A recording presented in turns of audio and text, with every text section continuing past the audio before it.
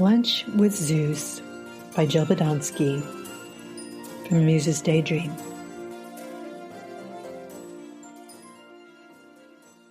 Zeus, the god of thunder and lightning, was one of the first gods in Greek mythology and is a very imposing figure for the most part.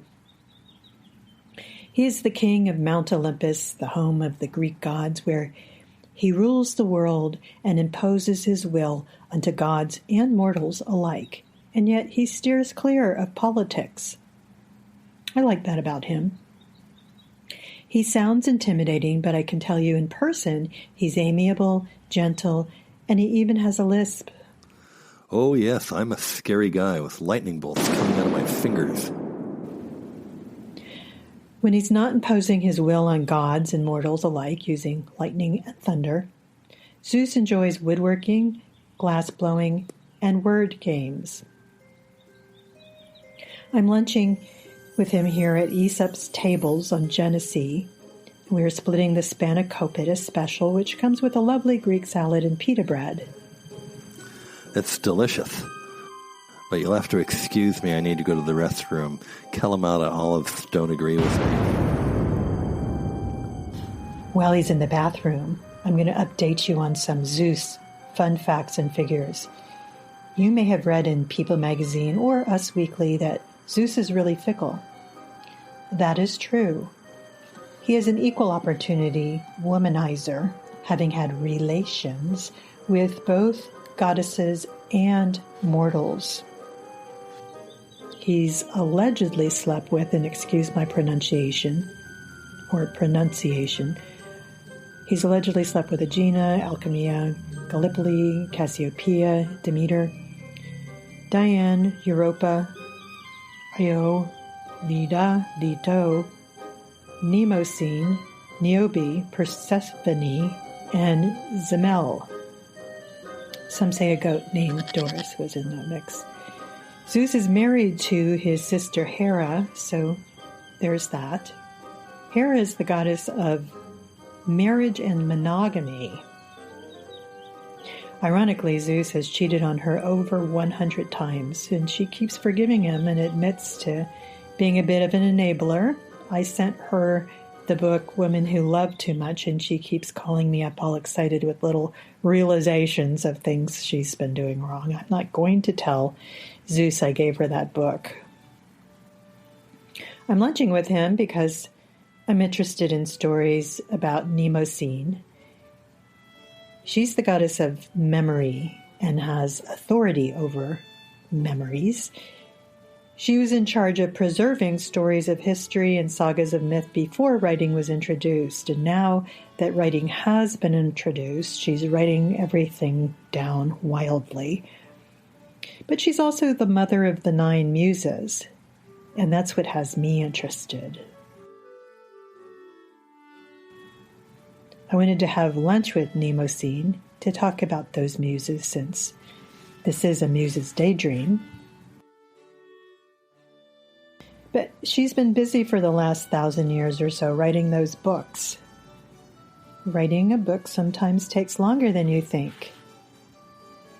I learned recently that it takes a lot of patience, and she's writing it all by hand. Anyway, Zeus doesn't remember a lot about Mnemosyne because they broke up eons ago, and there's been quite a bit of hanky-panky since then. He keeps answering my questions about Mnemosyne with stories about Cassiopeia, thinking he's talking about Mnemosyne. And Cassiopeia's trademark is to foretell the future, which is not the same as someone who's in charge of memories from the past.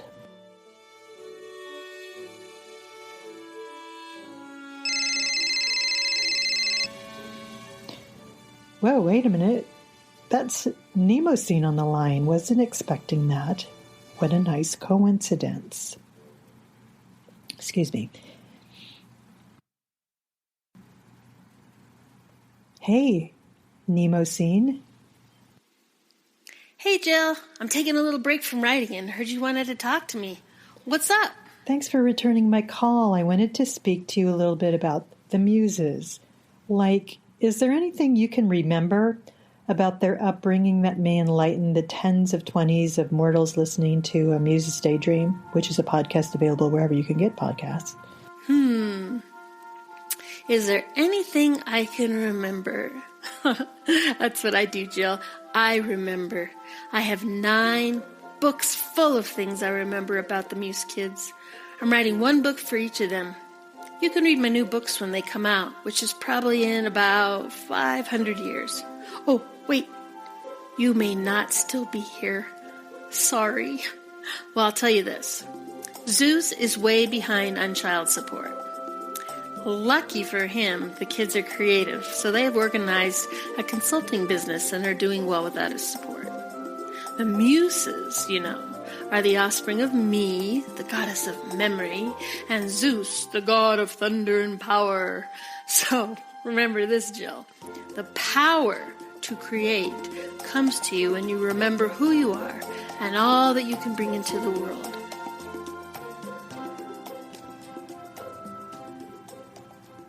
Way cool. In your view, Mnemosyne, how can mortals remember who they are and all that they bring to the world? Well, one thing they can start with is to remember what they loved when they were children. Therein lies their passion as adults, and to remember to be childlike if they want to be creative. Willing to do something, just for fun, unfettered by the judgment of others. Free and spontaneous, courageous, outrageous. Good point. Yeah, well, remember what made your eyes turn into a light show and what made your heart beat as loud as thunder. And if you can't remember, or if it's too hard to access, I'll send Terpsichore and Tulia over. Those are the muses of dance and comedy, respectively. Dancing and laughing. They've gone into private practice together, helping mortals remember who they are through dance and laughter. We all dance through life differently and have unique things that make us laugh. And once mortals are true to what makes them dance and laugh, other self-discoveries ensue. Oh, thanks for the sound advice. Hey, no problem. Hey, listen, I gotta get back to my book now. Tell Zeus hi, and if he doesn't remember me, sneak a Kalamata olive into his martini. Will do. Oh, Zeus is back, ambling over to his chair. Hey. I'm back. I feel much better. Anyway, ever hear from Persephone or Ulysses? Well, I was just talking to Mnemosyne, and she said to say hi. Oh, yeah, I remember her. Is she still predicting the future? No, she's remembering the past. I can never keep all my exes straight. Let's have some baklava and a soda. How about a martini? Oh, sure, thanks. And when Zeus left again, because I put an olive in his martini, I wrote this. It's easy to get hung up on the sadness in the world, to obsess on it and drown in the media's focus on fear of the future. But this steals our joy in the moment. Laughter and dance help me remember my joy, and then I can muster up stories to maybe remind you to remember yours as well. Let's try to remember all we have become that we want to share with the world.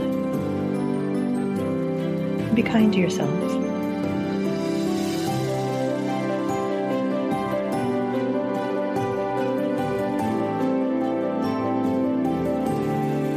Stay safe.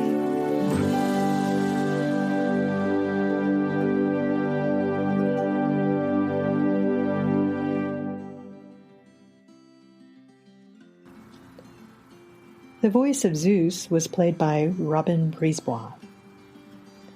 The voice of Mnemosyne was actually Mnemosyne. And sometimes I call her Kelly Kitchmore Hager. The Muse's Daydream is brought to you by A Labor of Love. So if you're liking it, please share it or even write a review about it on iTunes.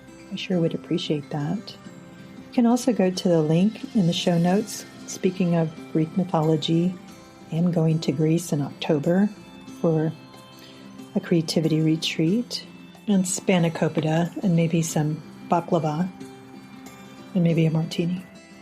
And there's retreats in Omega, New York, and Taos, New Mexico, and even online. So check it out in the show notes. And thanks for listening.